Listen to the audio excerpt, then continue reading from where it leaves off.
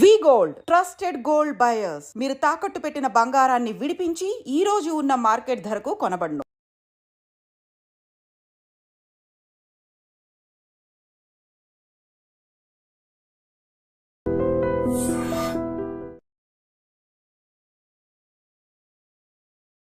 నమస్కారం, welcome to I dream. ఈరోజు నా ముందు నిజంగానే ఒక స్పెషల్ గెస్ట్ ఉన్నారు.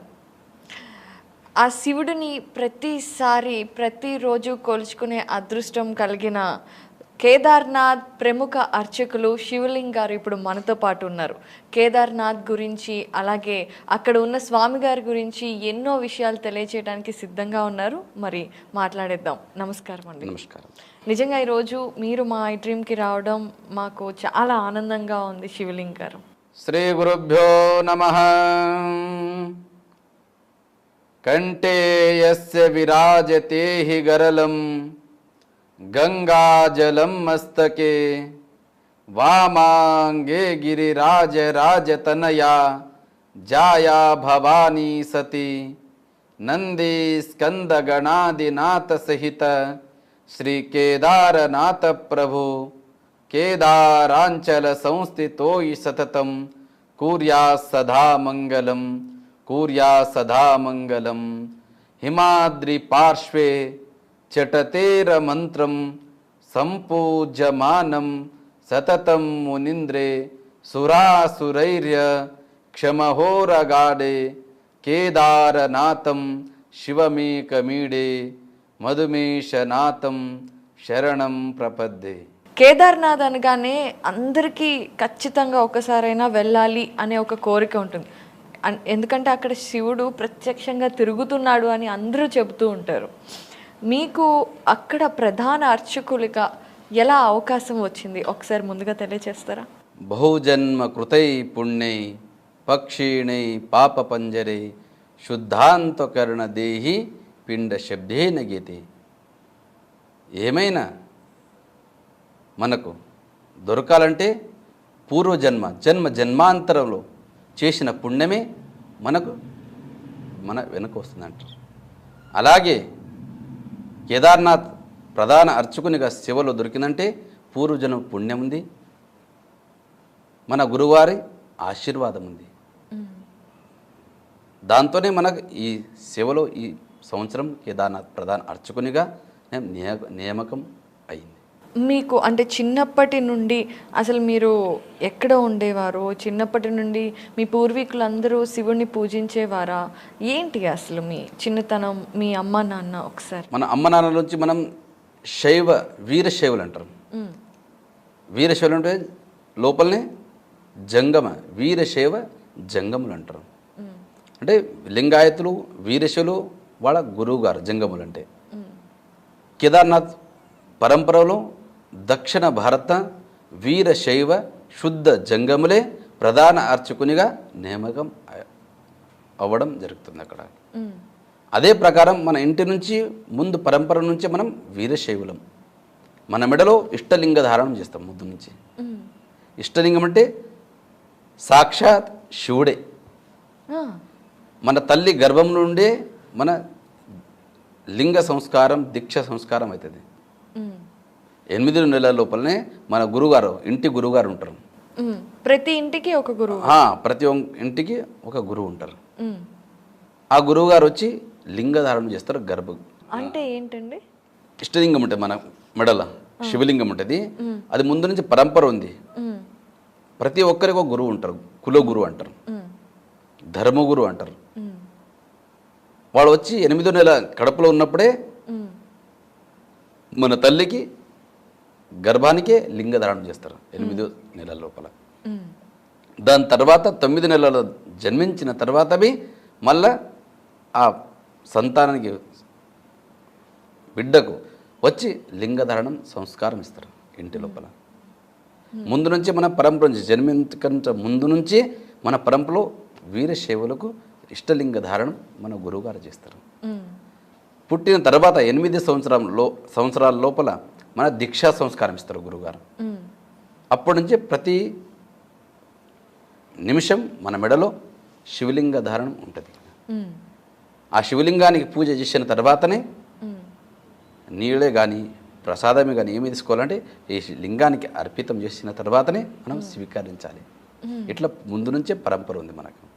శైవ పరంపరలో 5 పీఠాలని రంభాపురి, ఉజ్జయిని, కేదార, శ్రీశైల, కాశీ, ఇవి 5 పీఠాలు శైవ పరంపరలో. ఆ 5 పీఠాలలోనే బ్రాంచులు ఉంటాయి, శివాచార్యులు అంటారు. ఆ శివాచార్యుల కిందనే మన జంగములు. శివాచార్యులు అంటే బ్రహ్మచారులు ఉంటారు. ఈ 5 పీఠాల్లో శాఖ మఠాలే ఇవి శివాచార్యుల మఠాలు ఉంటాయి. రంభాపురి శాఖ మఠాలు కొన్ని ఉంటాయి, బ్రాంచ్ అంటారు మీరు. అలాగే శాఖ మఠం అంటే బ్రాంచులు అవి. ఆ పీఠాల ఒక్కొక్క శాఖ మఠాలు ఉంటాయి. ఆ గురుగారే ఇక ప్రతి కార్యక్రమానికి పీఠాధిపతులు వచ్చి కార్యక్రమం చేయడానికి చాలా కష్టమవుతుంది. అందుకే వాళ్ళ శాఖ మఠాల గురువుగారే శివాచార్యులు వచ్చి ఆ లింగధారణం సంస్కారం, దీక్షా సంస్కారం ఏముంటాయో అవి విధి విధానాలని పరిపూర్ణం చేసిస్తారు మన ఇంటికి వచ్చి. అప్పటి నుంచి లింగధారణ చేసిన నుంచి మనం 16 సంస్కారాలు ఉన్నాయి. 16 సంస్కారాల లోపల ఇది ఒక సంస్కారం లింగధారణ. అంటే మొత్తం మీకు 16 సంస్కరణలు అందరు ప్రతి ఒక్కరికి ఉంటాయి. దాంట్లో మనకి లింగధారణ ఒక సంస్కారం, దీక్షా సంస్కారం అంటారు. మనం అయ్యాచార్యం అంటారు. మన గురువుగారి చేతులతోనే అయ్యాచారం కానీ దీక్షా సంస్కారం కానీ మనం అర్పితం చేసుకుంటాం. అప్పుడు గురువుగారు వచ్చే లింగధారణ మన మెడల ధారణ చేస్తాం. ఆ మెడల ధారణ చేసే నుంచి అంత్య సంస్కారం దాకా మన అంతిమ స్నానం పరిపూర్ణంగా అంత్య సంస్కారం లోపలవి మన చెయ్యిలో ఇచ్చి ఇష్టలింగమే మన తోర్ వచ్చేదే ఇష్టలింగం. లింగం, రుద్రాక్ష, భస్మ, ఇవి 3 మన ఎంబడి వచ్చేసి మళ్ళీ వేరే ఏవి రావు. అందుకే మన శైవ పరంపరలో ఇష్టలింగ ధారణం ప్రతి నిత్యం మెడలో ధారణం చేసి ఉంటాం. ఒక సెకండ్వే మనం విడిచి శివలింగాన్ని ఉండలేము. ఇట్లా పరంపర ఉంది ముందు నుంచి. ఇప్పుడు మీరు చెప్పారు కదా, అంటే పుట్టినప్పుడు ఒక్కలమే పుడతాము, పోయేటప్పుడు ఒక్కలమే పోతాము అని అంటారు. కానీ కాదు, మనతో పాటు లింగధారణం చేస్తాం. ఈ లింగం ఉంటుంది కదా, మన ఇచ్చే గురుగారు అంత్య సంస్కారం లోపలే మన చేయలు ఇచ్చి మన ఎంబడే లింగ, అందుకే మనకు లింగైక్య అంటారు. మనకు మరణించారని అన్నది శైవ పరంపరలో లింగైక్యం అయ్యారు అని చెప్తారు. అంటే లింగంలో ఐక్యమవుతారు. ఎట్లా? లీయతే గమ్యతే యత్ర తద్లింగం. ఎక్కడైతే పుడతారో అక్కడే లీన్ అంటే గుప్త అవుతారో అదే లింగం అని పిలుచుకొస్తారు. అట్లా మనం పుట్టిన నుంచి పుట్టకన ముందు నుంచి మన లింగం మన అమ్మ కడుపులో ధారణ చేస్తారు. పుట్టిన తర్వాత అదే లింగం మనకు ధారణ చేస్తారు. పుట్టిన తర్వాత అదే లింగానికి దీక్షా సంస్కారం అయిన తర్వాత ఆ దీక్షా సంస్కారంలో మళ్ళా గురుగారు లింగం ఇచ్చి మంత్రోపదేశం ఇస్తారు. 7 కోటీషు మంత్రేషు మంత్ర పంచాక్షరమాన్. 7 కోటి మంత్రాల్లో పంచాక్షర మంత్ర శ్రేష్టం. నమ శివాయ.